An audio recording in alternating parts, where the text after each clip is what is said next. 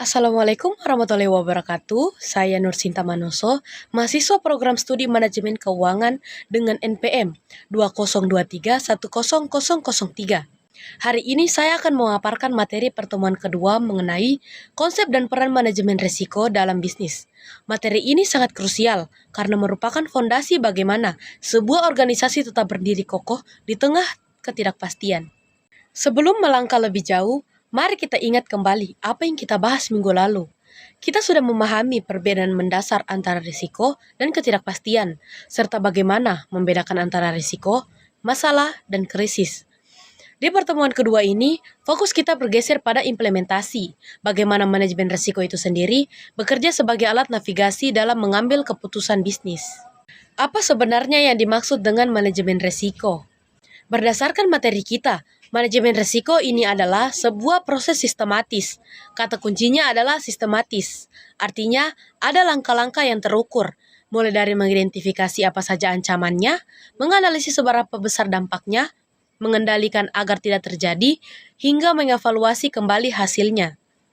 Tujuannya sangat jelas, agar target bisnis kita tetap tercapai secara efektif dan efisien, tanpa terganggu hambatan yang sebenarnya bisa kita prediksi. Ada 4 pilar tujuan yang ingin kita capai. Pertama, meminimalkan potensi kerugian, baik itu kerugian uang maupun aset. Kedua, mengurangi ketidakpastian saat kita memiliki data risiko. Kita tidak lagi menebak-nebak.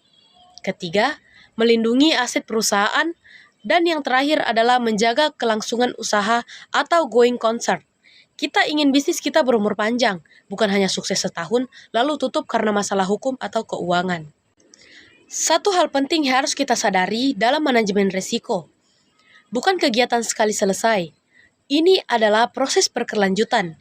Bayangkan sebuah lingkaran. Kita mulai dengan identifikasi, lalu menganalisis, evaluasi, hingga penanganan. Setelah itu, kita masuk ke tahap monitoring. Mengapa? Karena dunia bisnis berubah, kompetitor berubah, dan regulasi berubah. Sehingga, risiko yang kita hadapi hari ini mungkin berbeda dengan risiko bulan depan. Mari kita lihat peranannya dalam operasional. Pertama, dalam pengambilan keputusan. Seringkali pemimpin bisnis mengambil keputusan hanya berdasarkan intuisi atau perasaan. Manajemen risiko hadir untuk mengurangi itu. Ia menyediakan dasar pertimbangan rasional agar kita bisa memilih alternatif keputusan terbaik dengan risiko terkecil namun peluang keberhasilan terbesar. Kedua, dalam perencanaan bisnis, manajemen risiko membantu kita menyusun plan B atau strategi cadangan. Kita sudah mengantisipasi hambatan sejak awal. Dan ketiga, dalam operasional perusahaan, fungsinya adalah menjaga stabilitas.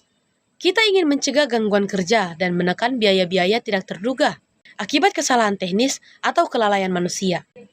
Materi kita juga menekankan bahwa manajemen risiko berlaku untuk siapa saja di level UMKM. Risiko yang menonjol adalah keterbatasan modal dan ketergantungan tinggi pada sosok pemilik. Di CV dan perusahaan besar, risiko menjadi lebih kompleks karena melibatkan kontrak kerja, masalah SDM, hingga kepatuhan hukum.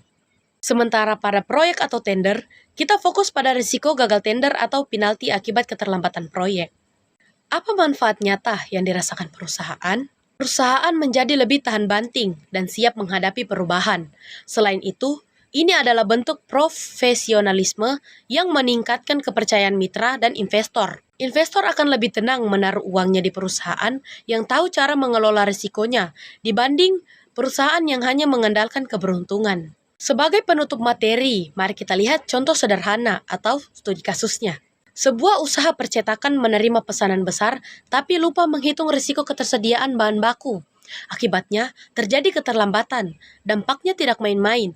Ada risiko operasional, produksi terhenti, risiko reputasi, pelanggan kecewa, dan akhirnya risiko keuangan, yaitu kena denda atau rugi. Jika manajemen risiko diterapkan sejak awal saat menerima orderan, kerugian ini pasti bisa dicegah.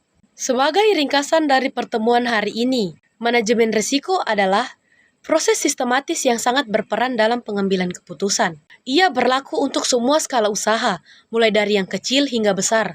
Ingatlah, risiko tidak untuk dihindari, tetapi untuk dikelola dengan bijak. Sekian presentasi dari saya, terima kasih atas perhatiannya. Assalamualaikum warahmatullahi wabarakatuh.